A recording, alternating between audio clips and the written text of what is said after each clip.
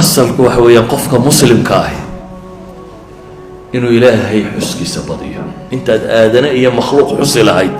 oo maxaa la yidhi aad odhan lahayd inaad rabbigaa xuskiisa badiso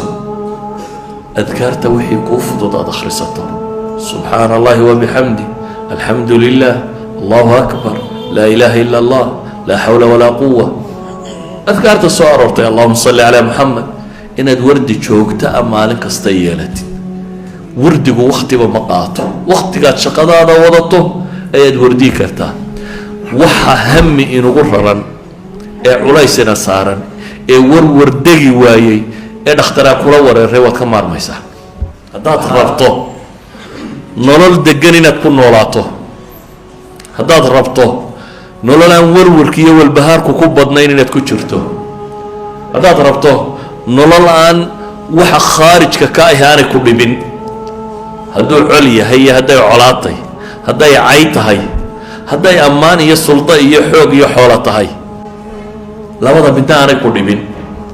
aada qof normal oo ilaahay addoomihiisa ka mid aad ahaateed aada rabto waxaa qur-aanku inoo tilmaamaya tasbiixda badsada dunidaynu ku noollay kaa'inaadka joogo oo dhami ilaahay wuxuu inoo sheegay inay wada tasbiixsanayaan waa thaqaleynka un ciddan loo taaglaayay ee kolba meeluba cararaysa saa daraaddeed baa ilaahay kitaabkiisa wuxuu ku tilmaamayaa 13 aayadood oo qur-aanka ka mid ah oo 11 suuradood ku soo arooray ayaa tasbiixda waxaa loo tiirinayaa kaa'inaadkaasi fi suurati الracd في سورة الإسراء في سورة الأنبياء توبة صبا صاد حديد حشر صف الجمعة التغابن صور كاسودا يضل الله تيرين أيه ويصبح الرعد بحمده وانكد كاسبا إلهي إليه وتصبح سنة سوى ولبا حمدي قال لك بها وسخرنا مع داود الجبال يصبحنا والطير نبي الله داود إلهي وحلي وحان وصخري بورها للتسبيح سنجري الجبال والطير أي هل كان إلهي كنت المامية تصبيح سنية بل إله القرآن كوحو كنت المامية تسبح له السماوات السبع والأرض ومن فيهن وإن من شيء لا يسبح بحمده ولكن لا تفقهون تسبيحهم إنه كان حليما غفورا إركا وحجرة ينولك وحجرة تضرب إر ينولك وحجرة iyo waman fiihinna waxa ku sugan oo dhami ilaahay buu tasbiixsanaya wayn min shay'in la yusabbihu bihamdi shay ma jira ba ilaahay la ilaa yuu tasbiixsanaya ee idinku baan fahmaynin tasbiixdooda cid walbana ilaahay wuxuu tilmaamay masalak u khaasa طريقه خاصه ay tasbiixsadaan inay jirto alam tara anna allaha yusabbihu lahu man fi as-samawati wal ard wat-tayr صافات كل قد علم صلاته وتصبيحه والله عليم بما يفعلون متولي بطريقه وتصبيح سدبوا لي با الهي تلماميا بله وحد عضه كائنات التسبيح ده ان مررك بني ادم كلا مقشيه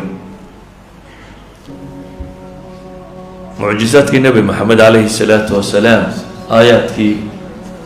صحابه يركتك دعده waxa kamida حديث البخاري عبد الله بن مسعود ورينيو ولقد كنا نسمع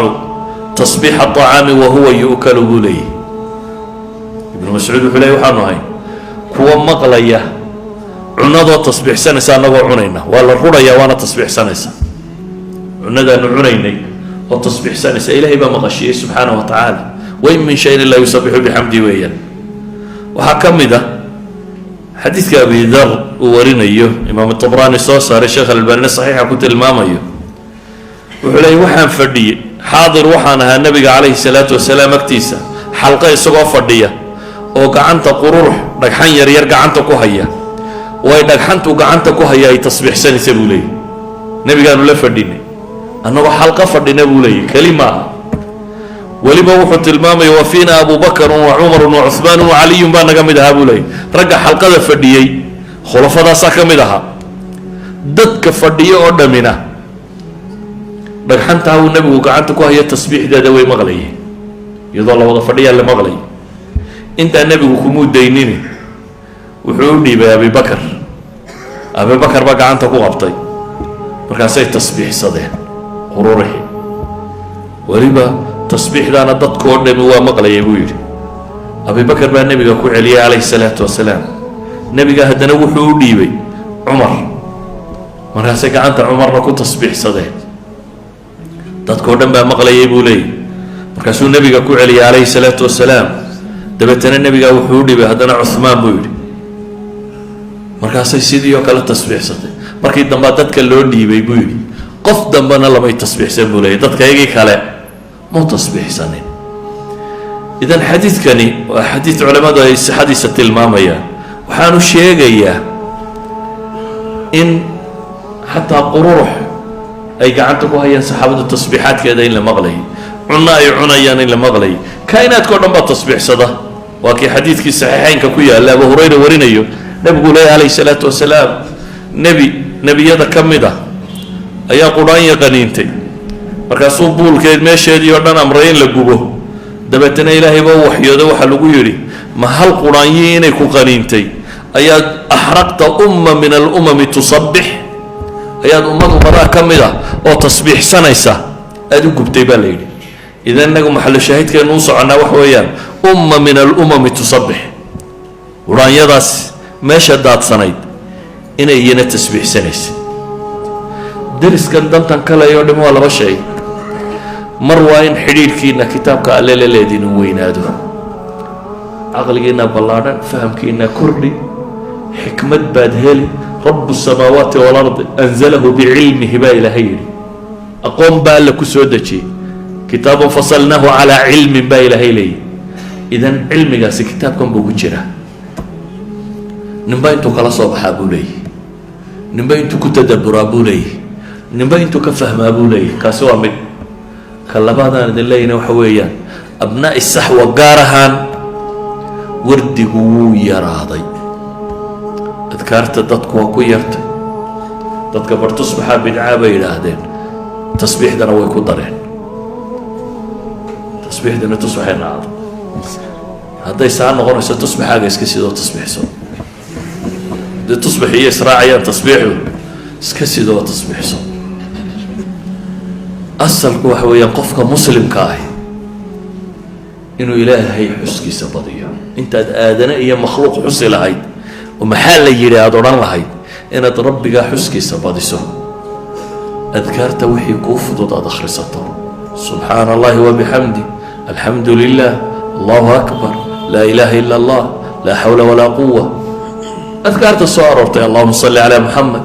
inaad wardi joogta a maalin kasta yeelatid wardigu waktiba ma qaato waktigaad shaqadaada wadato ayaad wardii kartaa waxa hami inugu raran ee culaysina saaran ee warwardegi waayey ee dhakhtaraan kula wareeray waad ka maarmaysaa waxaa soo warwariye heeriye ah rabbaa kaa rogaya adduunka intaad joogto aakhirana